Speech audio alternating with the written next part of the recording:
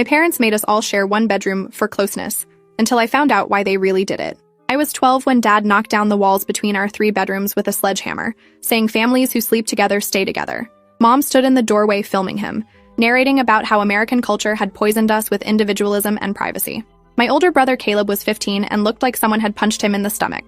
My little sister Meadow was only 7 and kept asking if this meant we were getting bunk beds. Dad laughed and said we were getting something better than bunk beds. We were getting unity.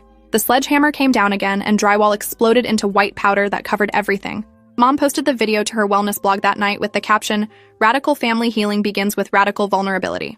The comments section filled up with heart emojis and people saying they wished they were brave enough to do this. Nobody questioned why a licensed therapist and a software engineer decided their children needed to sleep in one giant room with no doors and no privacy. Nobody asked if we wanted this. We just woke up one Saturday morning to the sound of destruction, and Mom's voice saying this was going to save our family. By Sunday afternoon, our house had been transformed.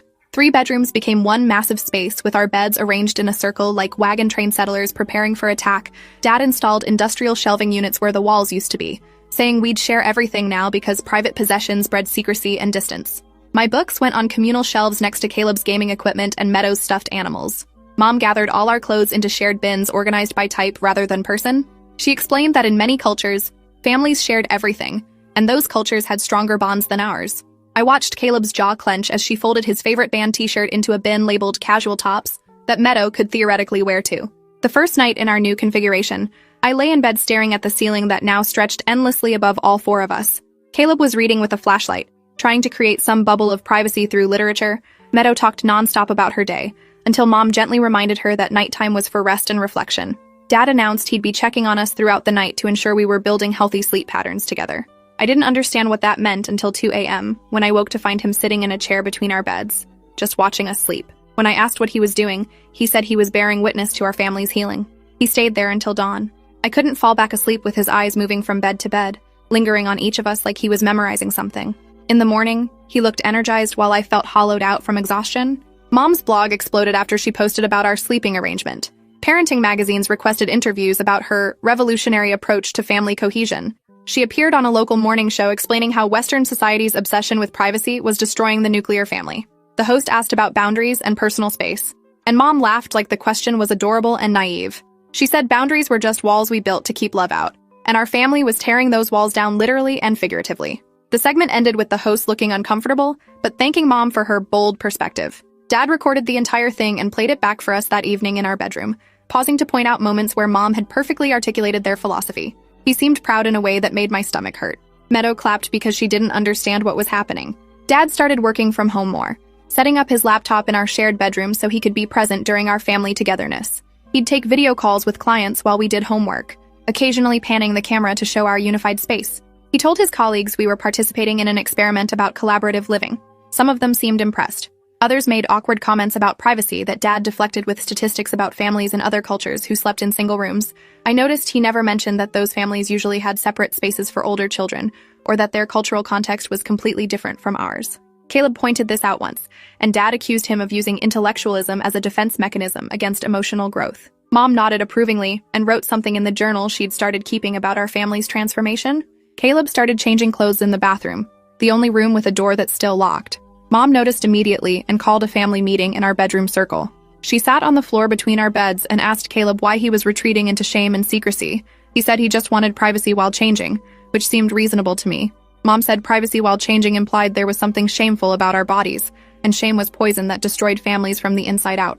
She suggested we start changing clothes together in our bedroom, to normalize our natural forms and eliminate toxic modesty. Caleb's face went white. Dad supported the idea enthusiastically, saying he and Mom would participate too to model healthy comfort with vulnerability.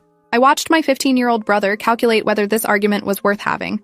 He changed in the bathroom anyway. Mom documented his resistance to healing in her journal. The night checks became routine. Dad would wake us around 2 a.m., sitting in his chair with a small lamp, watching. Sometimes he'd write in a notebook. Sometimes he'd just stare. When I asked Mom about it the next morning, she explained that Dad was practicing mindful presence and teaching us that love meant constant attention. She said children in our culture were neglected because parents gave them too much space, too much privacy, too much room to develop problems in isolation. By maintaining presence, Dad was preventing the kind of secrecy that led to teenage rebellion, drug use, and suicide. She said this like it was obvious. Like we should be grateful Meadow seemed to accept it easily, because 7-year-olds adapt to anything adults normalize. Caleb started sleeping with his back to Dad's chair. I just stopped sleeping well. My grades dropped within a month because I couldn't focus through the exhaustion.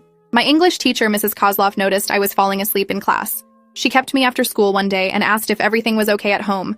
I wanted to tell her about the bedroom, about Dad watching us sleep, about how I couldn't remember the last time I'd been alone with my own thoughts.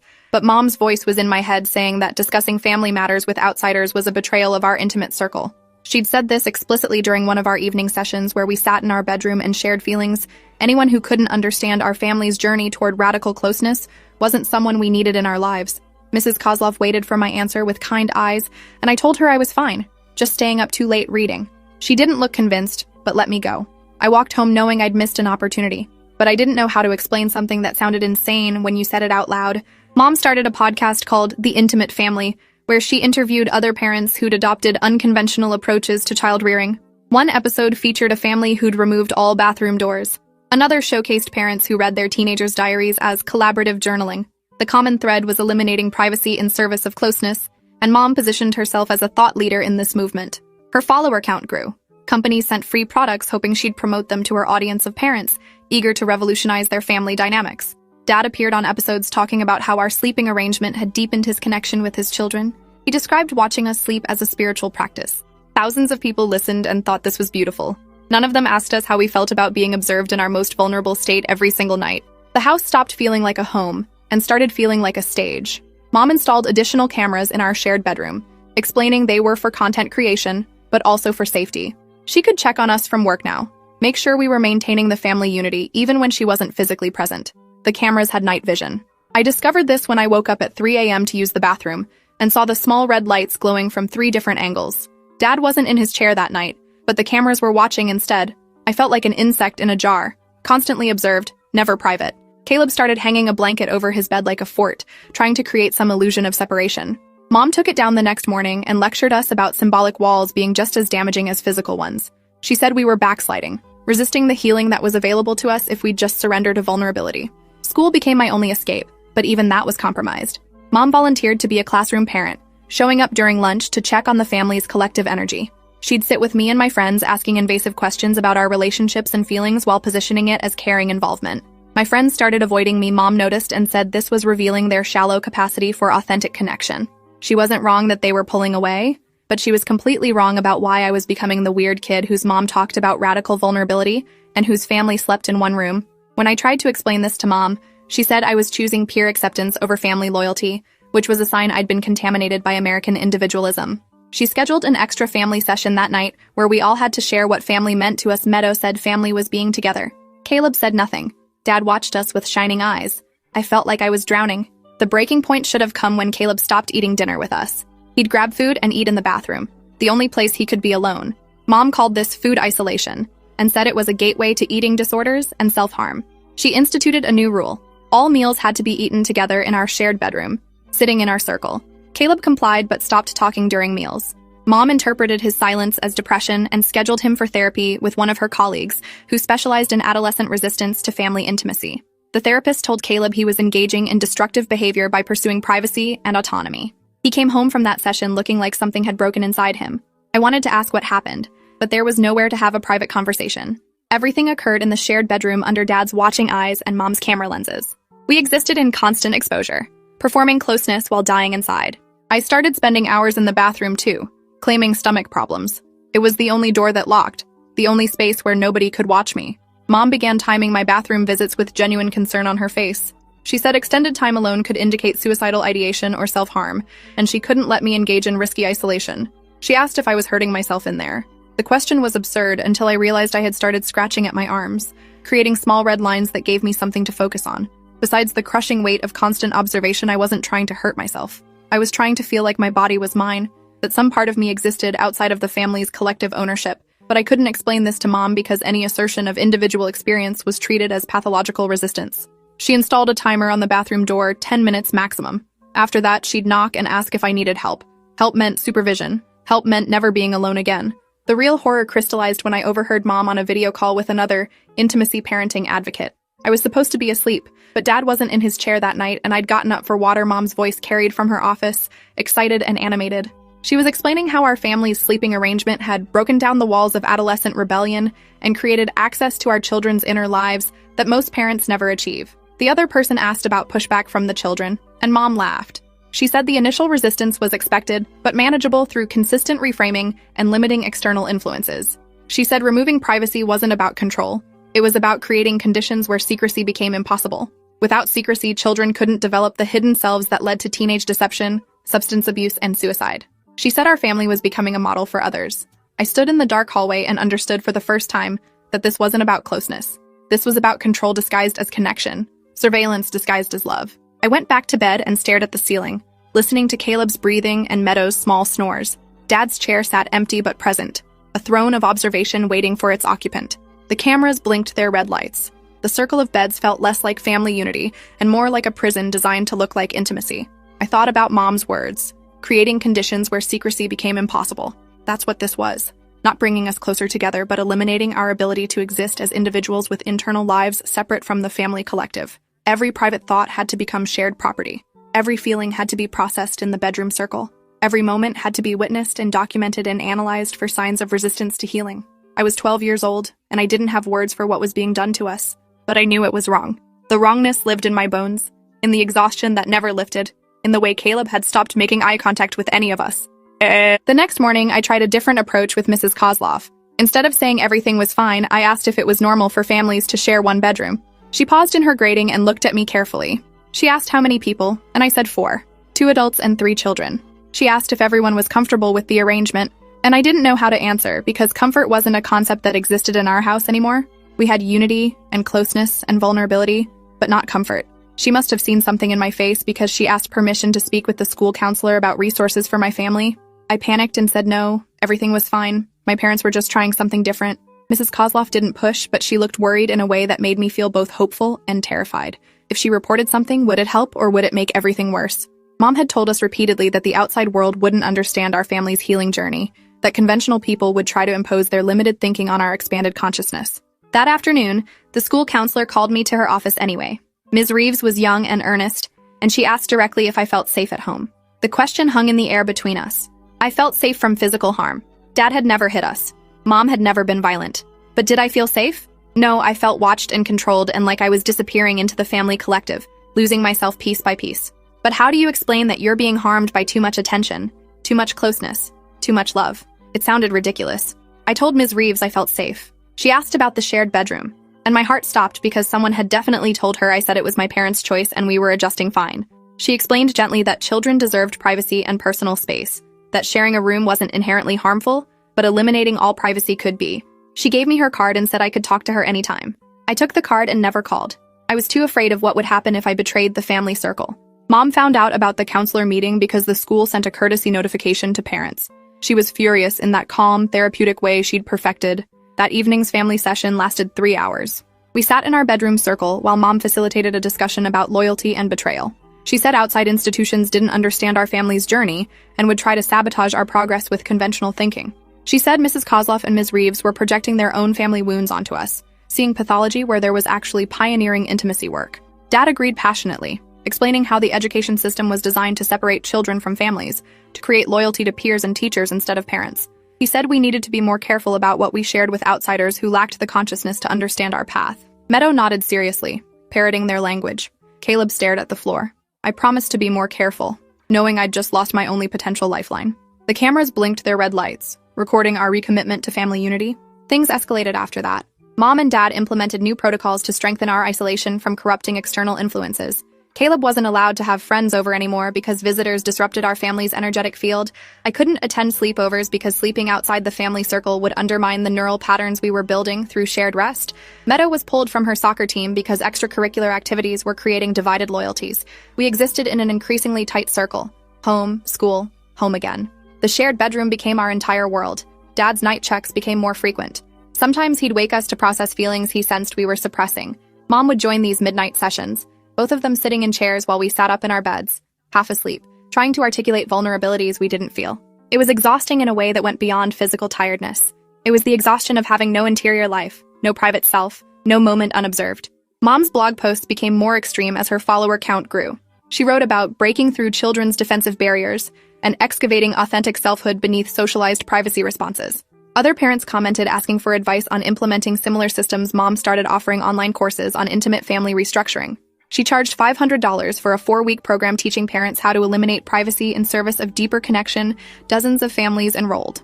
Dad quit his software job to help manage Mom's growing wellness empire built on the destruction of children's boundaries. They filmed content in our bedroom constantly. We became unwilling actors in their production of family healing. Caleb stopped resisting and became compliant in a dead-eyed way that scared me more than his earlier anger. Meadow thought everything was normal because she'd been young enough when this started to not remember how families usually worked.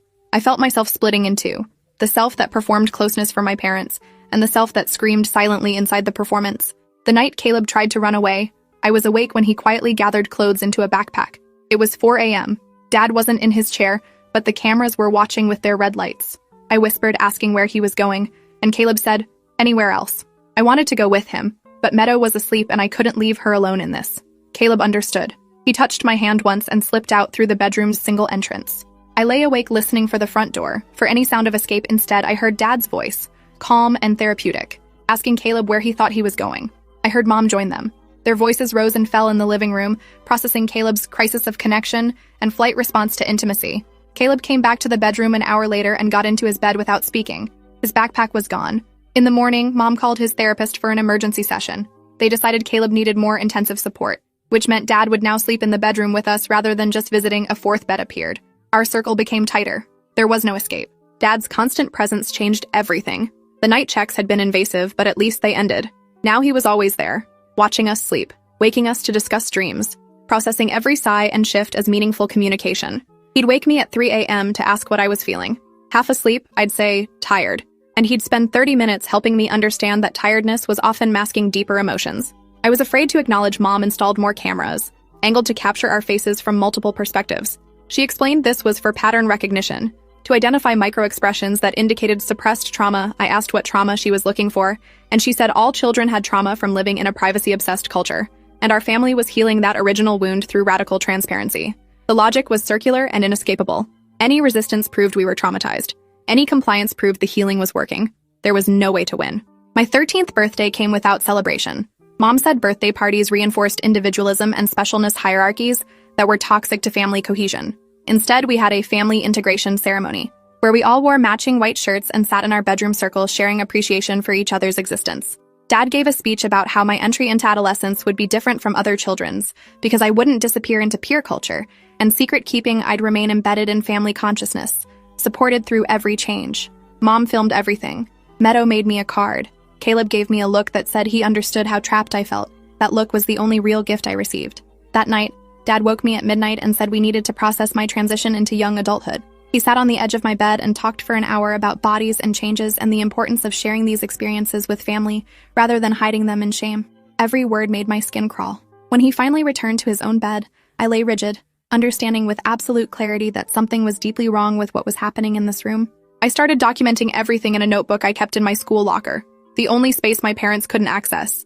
I wrote about the cameras, the night wakings, the constant observation, the way Caleb had stopped being a person and become a compliant shell.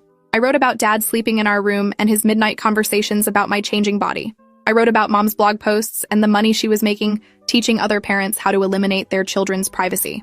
I didn't know what I'd do with this documentation, but writing it down made it real outside my own head. It confirmed I wasn't crazy or ungrateful or damaged by privacy culture. Something genuinely harmful was happening in our house, disguised as revolutionary family healing. Mrs. Kozloff noticed me writing and asked what I was working on. I said it was a journal for English class. She said journaling was good for processing difficult experiences. The way she emphasized difficult made me think she knew more than she was saying. The situation broke open in the most unexpected way. Mom's podcast was featured in a mainstream parenting magazine article about extreme intimacy parenting. The article was mostly positive, presenting Mom as a controversial but interesting voice in modern parenting discourse. But it included quotes from child psychologists warning that eliminating all privacy could be psychologically harmful, especially for adolescents developing identity separate from their parents. One psychologist explicitly said that constant observation and forced transparency could constitute emotional abuse. Mom was thrilled by the controversy because it drove traffic to her blog.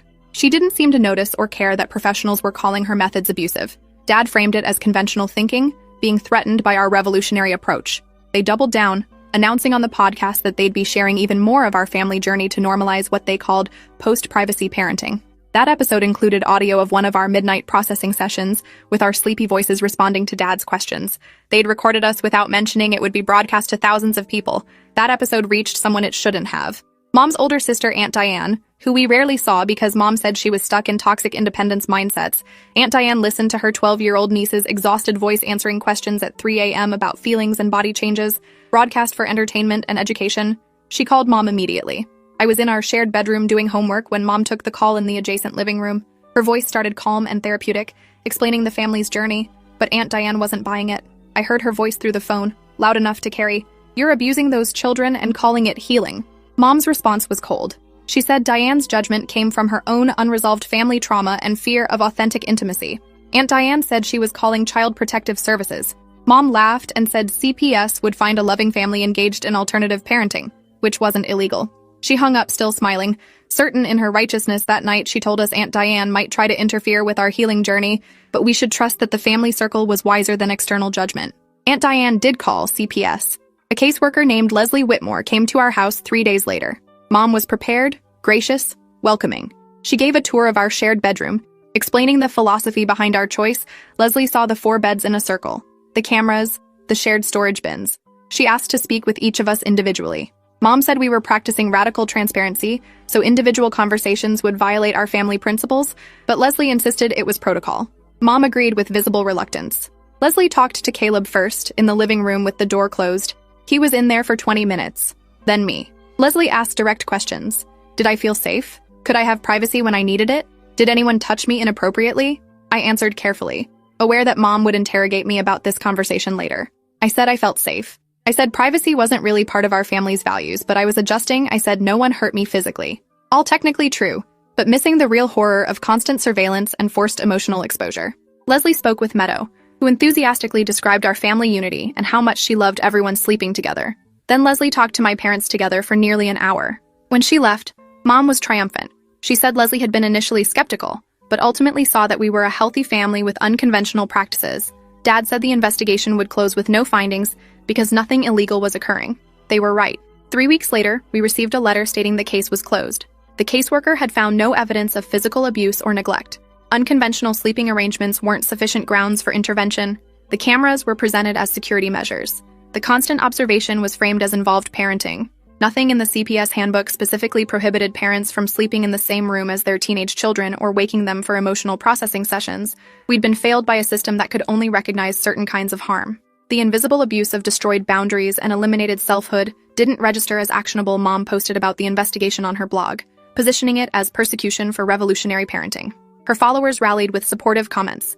The incident became content, marketing, proof of their courage. But the CPS investigation did something important even though it didn't remove us from the home. It put our family on record. Leslie had documented everything. The shared bedroom, the cameras, the midnight sessions, Caleb's obvious distress, my exhaustion. She'd noted her concerns even while closing the case, and she'd given me her card with a direct number, telling me to call if anything changed. I kept that card in my school locker next to my documentation notebook. Small pieces of evidence that our reality was witnessed by someone outside the family circle. That night, Dad announced we'd be transitioning to authentic familial rest, which meant no pajamas, just underwear, to eliminate textile barriers to genuine vulnerability. Mom supported this enthusiastically. Caleb's face went white. I felt my stomach drop. This was escalating beyond psychological control into something that felt dangerous in a new way. Dad saw our expressions and said our resistance proved how deeply privacy culture had corrupted our ability to be natural with our family. He said we'd start the next night to give us time to process our discomfort. I didn't sleep that night. None of us did except Meadow. At 6 a.m., Caleb whispered that we had to tell someone what was really happening. I agreed, but didn't know who would believe us. Our parents were educated, articulate, wealthy enough to have lawyers. They could frame anything as misunderstood progressive parenting. They had a blog and podcast proving their methods were intentional and theoretically grounded, not impulsive abuse. But Caleb said we had to try because whatever was coming next would be worse than anything so far. He was right. I could feel it. The trajectory was clear, incremental removal of boundaries until nothing remained, until we existed completely under their control with no interior lives, no private selves, no escape. We decided to go to school early and talk to both Mrs. Kozloff and Ms. Reeves together, present a united front, make them understand this wasn't typical family weirdness but something genuinely harmful. We had to make them see past our parents' therapeutic language to the reality underneath. We went to school at 7 a.m. before classes started. Mrs. Kozloff was setting up her classroom and Ms. Reeves was in her office. We asked them to meet with us together, and you could see the alarm in their faces when they saw Caleb and me both asking. We sat in Ms. Reeves's office, and I pulled out my documentation notebook. Caleb explained about Dad sleeping in our room now, and the plans to remove pajamas. I showed them pages of notes about midnight wakings and body conversations and constant observation. Mrs. Kozlov's expression shifted from concern to horror as she read Ms. Reeves asked permission to keep the notebook as evidence. I said yes. She made copies of key pages while Mrs. Kozlov called someone. Within an hour, Leslie Whitmore was back at the school. She read my notes. She listened to Caleb describe the escalation. She asked questions that showed she'd been worried about our case even after closing it. This time, she said, there was documented pattern of behavior and explicit plans for further boundary violations. This time, she could intervene. Leslie went to our house that afternoon with a police officer. Mom answered the door in the middle of filming a podcast episode about persisting through external resistance. Leslie presented an emergency removal order based on concerns about inappropriate sleeping arrangements with adolescent children and plans for forced nudity. Mom's face transformed from welcoming to furious. She said this was persecution for alternative parenting, and they had no right to destroy our family's healing journey. Dad appeared, equally angry, demanding to see the evidence.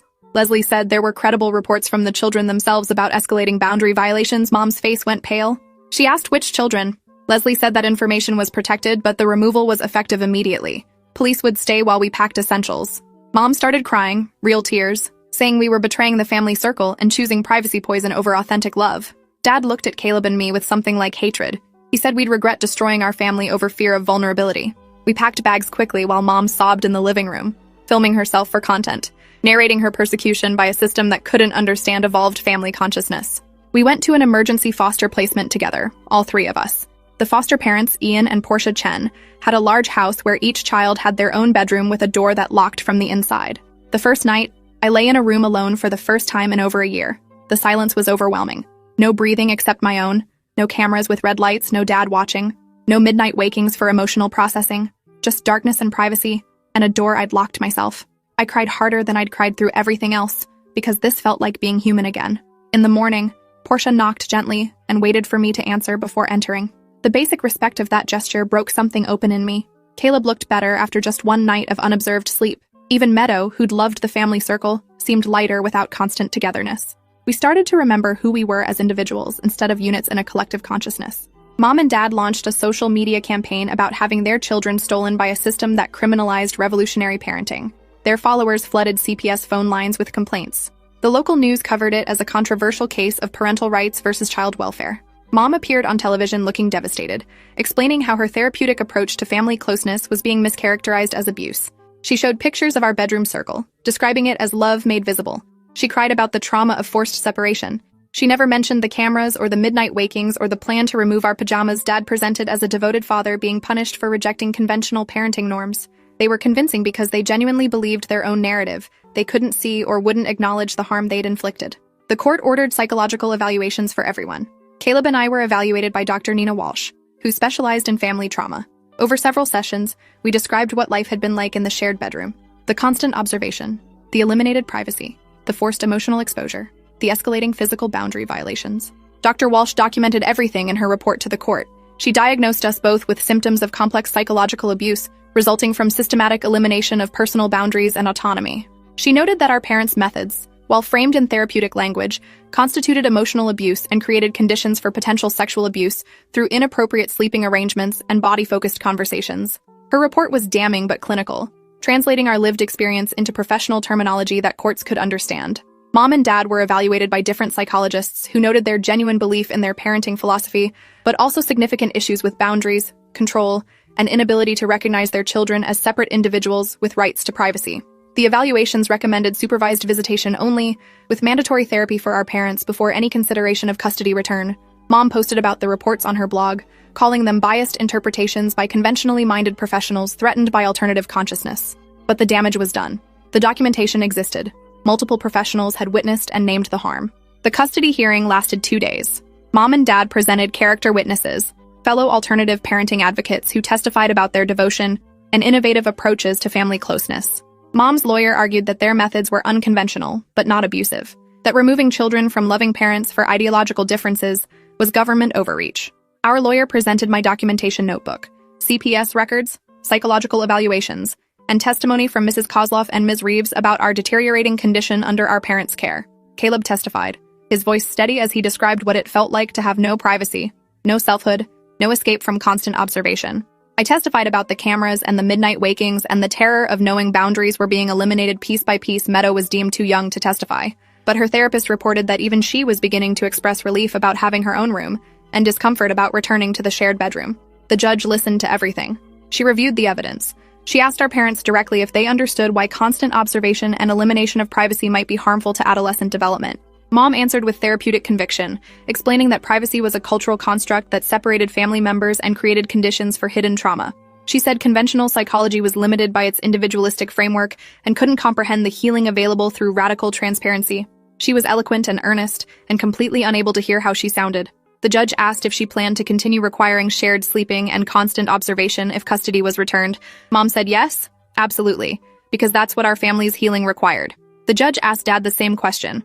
He said they'd made tremendous progress toward authentic family consciousness, and returning to private bedrooms would undo that sacred work. He couldn't or wouldn't understand that what he called progress, we experienced as destruction. The judge's face was unreadable, but I watched her make notes when both sides rested. She said she'd deliver a ruling within a week. We went back to Ian and Portia's house and waited. Caleb and I both knew what the ruling had to be, but we'd learned not to trust that adults would protect children when parents presented well. The ruling came 6 days later. The judge terminated Mom and Dad's custody, granting it to Aunt Diane, who'd been pursuing guardianship throughout the process. The decision cited systematic psychological abuse through elimination of privacy, inappropriate sleeping arrangements with adolescent children, forced emotional exposure, and inability to recognize harm caused by their methods. The judge noted that while the parents' beliefs were sincere, their implementation violated their children's basic rights to privacy, autonomy, and appropriate boundaries.